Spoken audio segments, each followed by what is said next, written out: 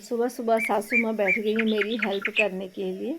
और उन्हें सब्ज़ी काटना बड़ा अच्छा लगता है। जब कई तरीक़ों की सब्ज़ियाँ बनानी होती है ना, तो मैं सासू माँ को दे देती हूँ कि लीजिए आप बैठ के आराम से काटिए।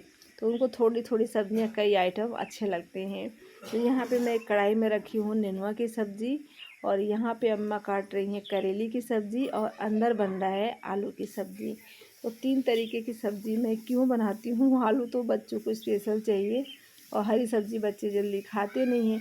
वो भी 6 बजे के पहले पहले मुझे खाना 3 तरीके की सब्ज़ी तैयार करनी होती है। अब ज़रा सोचिए, चूल्हे पे 3 तरीके की सब्ज़ी बनाना आसान होता नहीं है। वो भी एक ही चूल्हा है, रोटी बनानी भी है, चावल बनाना है, उसके बाद से इतनी सारी सब्ज़ियाँ बनानी है, तो समझ में नहीं आता। तो वही अम्मा हेल्प कर लेती हैं। एक सब्ज़ी बनाने शुरू कर लेते हैं तो दूसरी सब्ज़ी अम्मा काटना शुरू कर देती हैं। और मैं तो यहाँ पे गैस पे भी बना रही हूँ और चूल्हे पे भी बना रही हूँ।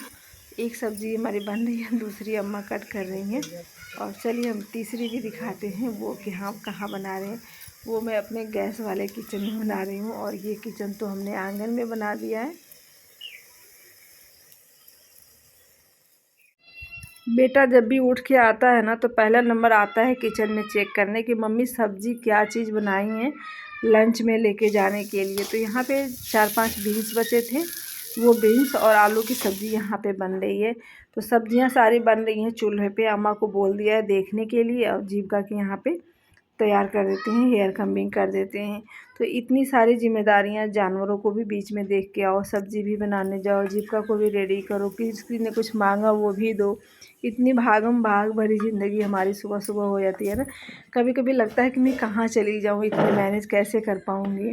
सब्ज़ियाँ हमारी सारी की सारी रेडी हो गई हैं, एक बची है सब्ज़ी, उसे मैं बच्चों के जाने के बाद से बनाऊँगी करेले की सब्ज़ी। तो यहाँ पे करेले की सब्ज़ी में जाने के बाद ही बना रही हूँ, कढ़ाई में, उसी कढ़ाई में बना रही हूँ। कढ़ाई मैंने मांजा नहीं है, सिर्फ सिंपल से अच्छे से अंदर का धुल दिया है, और उसी कढ़ाई में करेले भी बना देती हूँ। तो हो गई ना 3-3 सब्ज़ी चूल्हे पे, करेला, नेनुआ, आलू, बीन्स की सब्ज़ी। और उसके बाद से यहाँ पे गेहूँ धुल देते हैं। गेहूँ धोना है, कम से कम ये 30 किलो के करीब ये गेहूँ होगा। तो हमारा 1 किलो का आटा रोज़ का खर्चा होता है, 30 किलो है तो 30 दिन चलेगा हमारा। थोड़ा थोड़ा 2 बोरा में हम भर के रख लेंगे। पिछली बार मैंने जब पिसवाया था ना, तो मेरा आटा बदल गया था, पता नहीं कैसी, उसकी रोटी अच्छी नहीं हो रही थी। उसके जो आटे थे मेरे हाथ में चिपक रहे थे, और पता नहीं क्यों ऐसा उस बार का हुआ, मैं बता भी नहीं सकती, बदल गया था या फिर कैसा क्या रीज़न था नहीं बता सकती।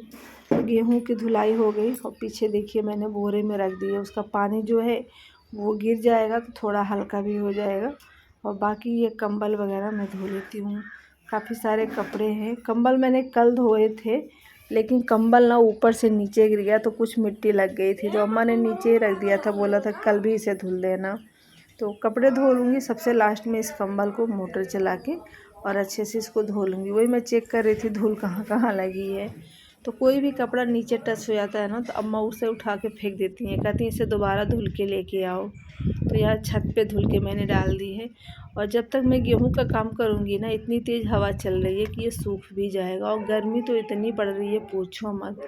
और इतनी भीषण गर्मी में देख रहे हैं, दोपहर के 11 बज रहे हैं, सुबह के 11, और ये लोग गन्ना बो रहे हैं। इस तरीके से गांव में काम होता है किसानों का, धूप बर्दाश्त ही नहीं हो रहा है। और छत की धुलाई अच्छे से करके, और इसी छत पे हम, ये किचन जो है ना मेरा, उसी किचन का ये छत है। तो ये सबसे लास्ट में छत पड़ा था, तो ये थोड़ा चिकना है, और इसके नीचे वाला जो छत है ना वो ख़राब है। उसको साफ़ सफाई करके हम यहाँ पे गेहूँ फैला देंगे।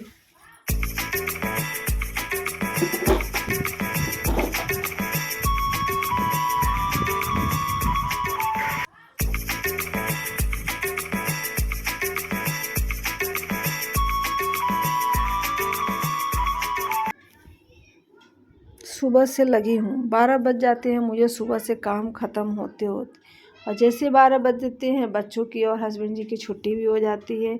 बच्चे तो 1 घंटे बाद आते हैं, लेकिन गुरुजी तो 5 मिनट के अंदर ही आ जाते हैं घर पे, वो नज़दीक हैं। तो इस तरीके से ना आराम नहीं मिलता है। आजकल गर्मी के दिनों में बड़ा दिन हो रहा है, लेकिन आराम नहीं मिल रहा है। इधर भागम भाग काम हो जाते हैं और उधर सब लोग घर पे वापस आ जाते हैं जल्दी।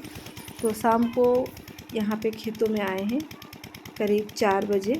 तो 4 बजे यहाँ पे खेतों में आए तो मुझे प्यास लगी थी। यहाँ पे गुरुजी पानी चला रहे थे, तो ज़्यादा काम हो जाता है, पानी वगैरह चलाना होता है। तो हर तीसरे दिन चौथे दिन पानी चलाना होता है।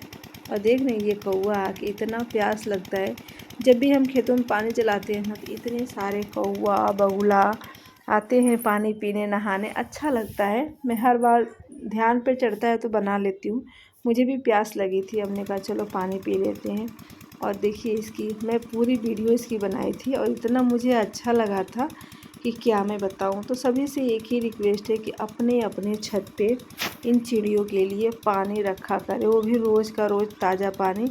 हम तो रखते हैं 4-5 जगह, उसमें कुत्ते बिल्ली चिड़िया कौवे पक्षी मतलब हर तरीके के आके और पीते हैं। ख़त्म भी हो जाता है, सूख भी जाती है, फिर शाम को भरते हैं तो कुत्ते खाना खाते हैं और उसे पानी पी लेते हैं। और देखिए किस तरीके से बेचारा नहा रहा है। हम लोगों की तरह इन्हें भी गर्मी लगती है, पी रहा है नहा रहा है। गुरुजी को तो देख के हंस रहे थे इतना कि देखो पक्षी जात इतना प्यारा लग रहा है। तो यही घास था बरसीन में, तो बरसीन कट चुकी थी, घास ज़्यादा हो गया था, तो वही अपने पशुओं के लिए लिए के व्यवस्था चारा की व्यवस्था कर रहे हैं। तो थोड़ा थोड़ा हम दोनों लोग मिलके काम कर लेते हैं, कुछ गुरुजी कुछ हम। और गांव में रहने से एक ही फ़ायदा है कि हमें बहुत चीज़ें ताज़ी मिल जाती हैं। अब चले हैं हम लोग घर वापस आ रहे, तो या घर से चले खेत। छोड़ दे छोड़ दे।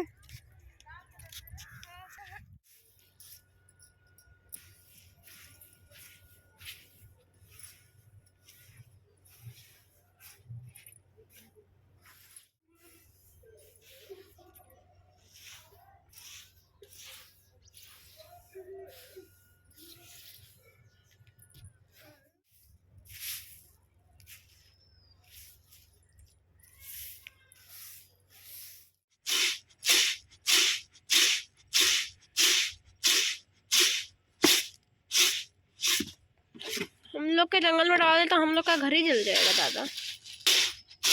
बहुत सारा खंबा गिर जाला ना, ये खातिर लाइट नहीं आती है।